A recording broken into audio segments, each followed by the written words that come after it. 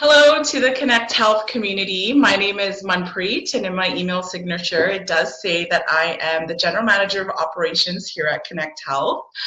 Today, I have with me Helena, our registered health coach and nutritionist, and then I also have Dr. Heidi Lescanec, our naturopathic doctor.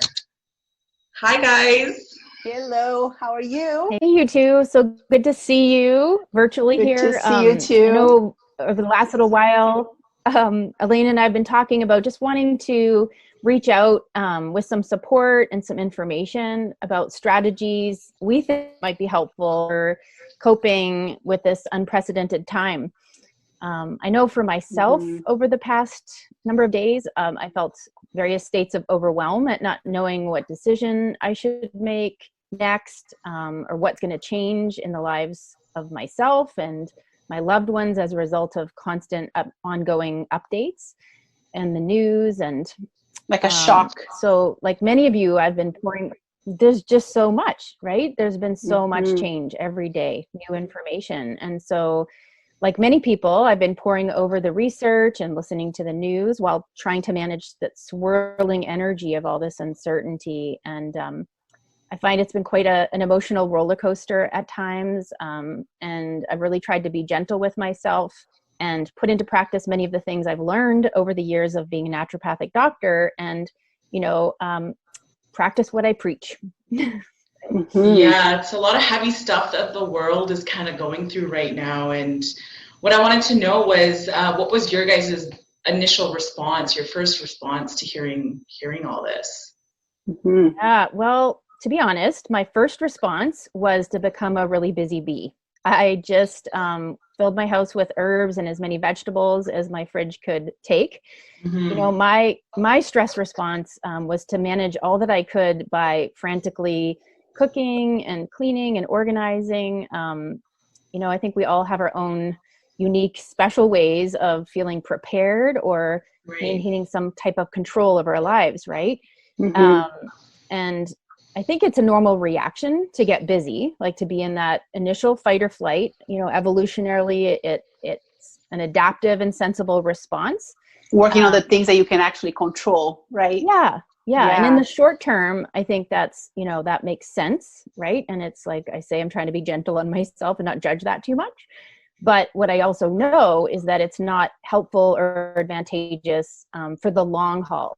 Like nobody can sustain that fight or flight response for long stretches without it taking a toll on our immune system. And so that's been a really interesting reflection of how do I maintain this marathon versus, it's not a sprint. Like I can't keep that pace. How about you, Elena? For me, I felt like we are in this like really high-speed train, just going so fast, and everything was just so crazy and blurry and noisy. And my first inclination was to just say, wait a minute, let's just slow this down. I want to see clearly. I want to see what's happening and connect to myself and understand, like, what am I feeling? What's going on, really? And I felt this immense sense of loss for the amazing routine and life that I had, like right before this all happened. And I'm like, this blob of protein with RNA in it is like ruining all our lives, this COVID-19 thing. And so I thought, well, this is happening and there's really nothing anyone can do to make everything go back to how it was before. So given that this is happening, how can I create? What can I create? What can I help? How can I help to make this world better than it was before? Yeah, thank you guys for sharing that. I think that was kind of everyone's initial response, was just straight panic. But I also wanted to know from that transition, what did you guys do to help ground yourself and soothe yourself during this whole situation? Yeah. Well, thankfully for myself, I'm feeling a lot more grounded and, heeding the call for some rest and reflection. I'm seeing that I really have no choice but to slow down, like Elena said, Yeah. and take time to get grounded. Now that we have that directive to maintain strict social and physical distance, I have no choice but to stay put and do the good things I know how to do. And so, I get to slow down, take stock of what's important to me, give myself some loving attention. It's an opportunity to experience something that I probably needed for quite some time. I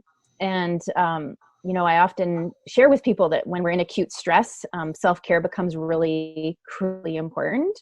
So I've been asking myself, what would bring some comfort to me? And so while distancing myself from people, I'm spending more time with Mother Nature. Connecting outside has always been something that's provided me with good medicine when I've gone through hard experiences and transitions in life. When I've experienced fear or heartbreak, that's where I feel most connected. So thankfully, I'm able to go for walks in nature. Also making big batches of soup and stew, Yummy. nourishing my system. Yeah, that's been really great. Cleaning some closets, getting into some deep cleaning. I guess it's the spring has sprung energy, putting that into fueling that in that area. Another thing that's been great is really connecting with friends, like making some long distance calls that I've not felt like I had the time for in months past. I definitely have the time for now, and going for walks, talking on the phone has been really a nice treat since I'm not, joining up with others to do that. So those are some of the things that I've found to be really helpful for me the last. Do you think those things help you disconnect from what's happening with people getting affected? I think they balance them, right? Because so many people that I'm talking to, I'm hearing just the love and the connectedness and the ways that we are all, so caring and insightful with those that we've had relationships with. We can extend that love, and that can put a kind of some brakes on the fear. Because I think that's an important thing that we probably want to talk about more, is just that we have the opportunity to expand on love and not as much engage in the fear. Yes, so true. How about you, Elena? What have you been finding? Well, for me, I'm also feeling much more grounded now, and feeling much better from the initial, shock, I guess, a couple of weeks, even a week ago.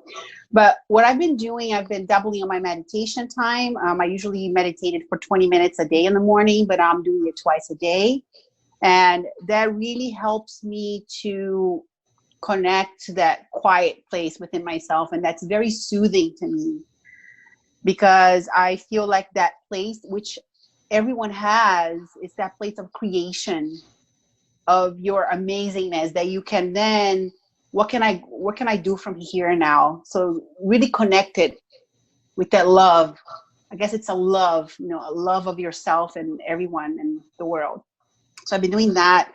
I've always also been staying informed, but not watching the news. So I have a couple of websites that I go to, and I, read what's the newest information, etc. But I don't, keep watching it all day and checking on stats, that kind of stuff. Also getting outside as much as possible for fresh air, and really prioritizing my nutrition, sleep, make sure I'm exercising. But I think the most important thing is that I feel is making the most difference for me is just laser focusing on the things that are actually working in my life, that are bringing joy. And I feel like it really expands that. It puts me in coherence. It puts my heart, my body, my mind in a place where I can actually stay present, and for people who need it, and for myself, for my kids, and for the world. Yeah. Oh, that's so awesome, Elena. I love how you explain that. And I also have a funny story to share as Manpreet, you probably don't know this, but like last week when I came in to connect, I opened the door of the clinic and the first person I see is Elena, and she greets me with, "I'm just meditating like crazy." And other people, when I've seen them for the first time, like once all the news hit, they were like, "I'm just washing my hands like crazy," or I'm going nuts on vitamin C. And I love that Elena's antidote and her way of, boosting her system is meditation. Like, how beautiful. Classic Elena. You guys mentioned practicing meditation a lot here, and so for myself, and I'm sure people who are listening or watching this may have the same thought and same question, is how?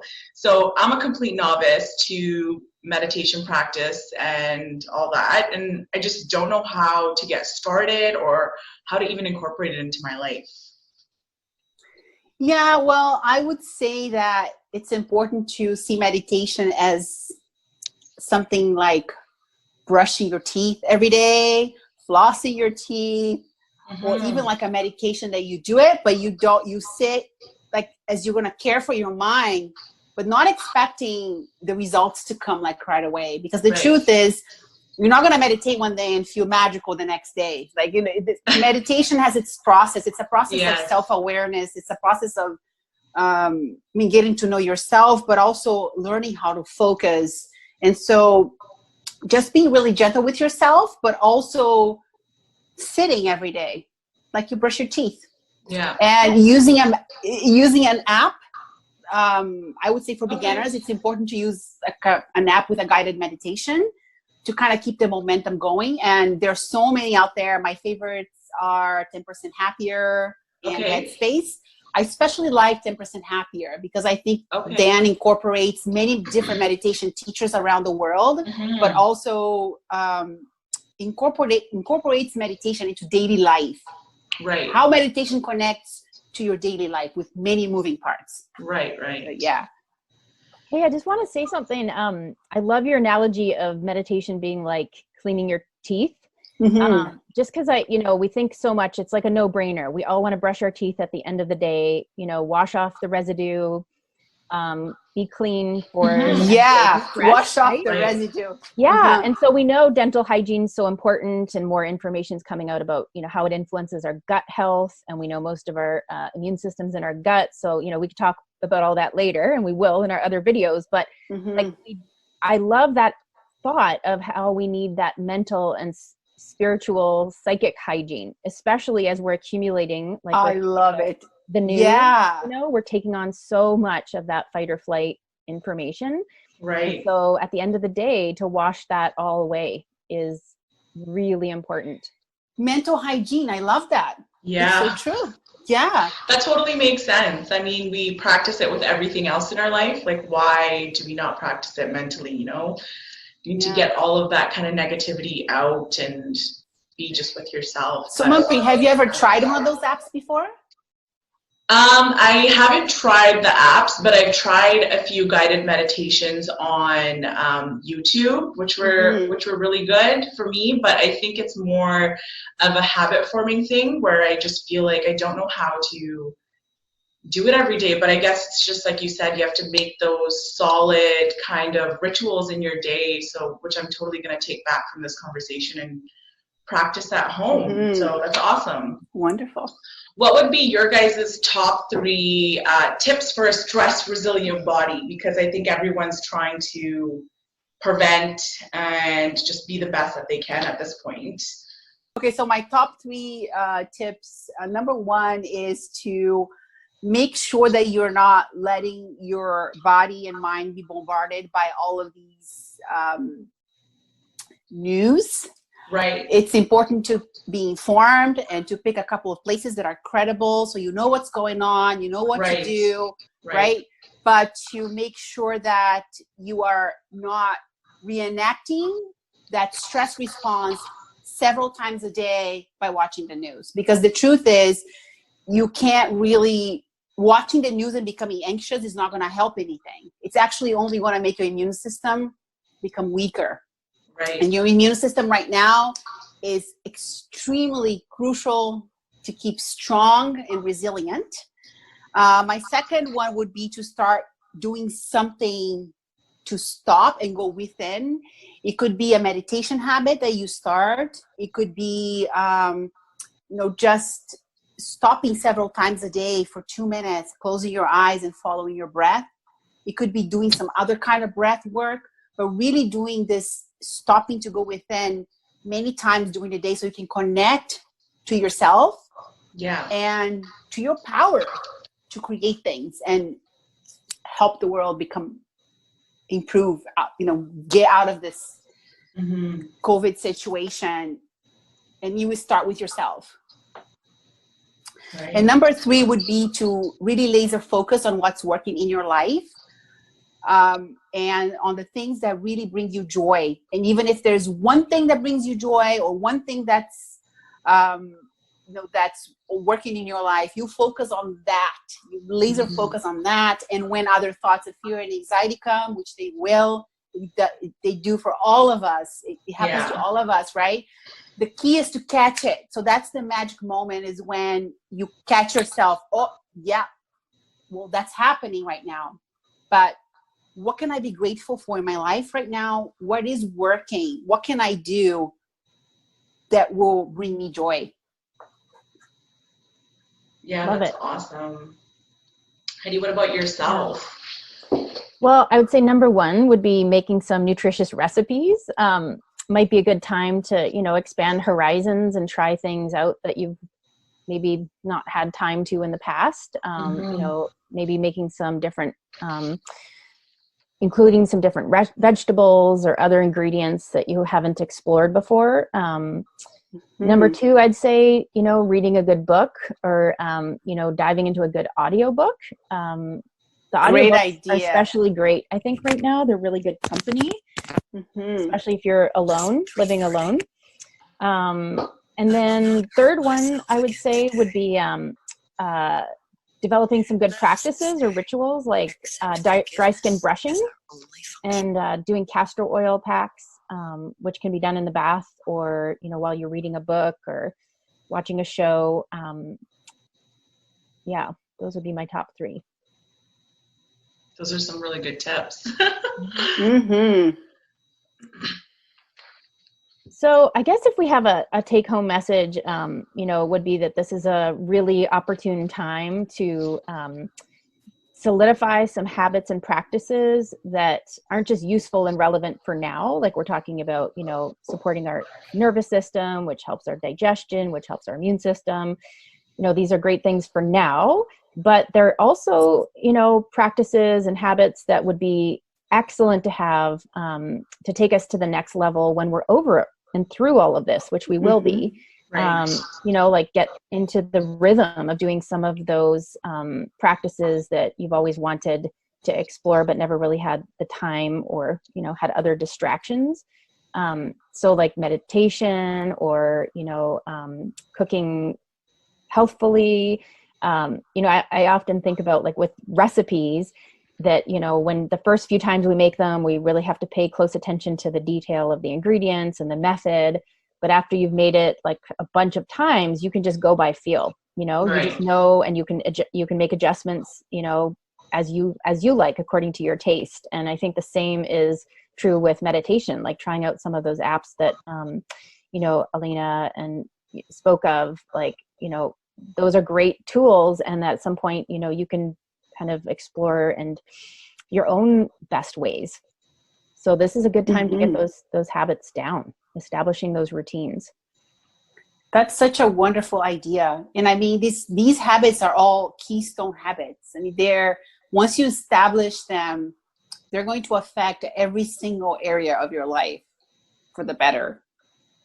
Wow, that was a really good talk that we just had, and I loved the back and forth, and your guys' insight and knowledge is always so powerful, like I said at the beginning. So thank you so much, Dr. Lescanec and Helena, for chatting with me today.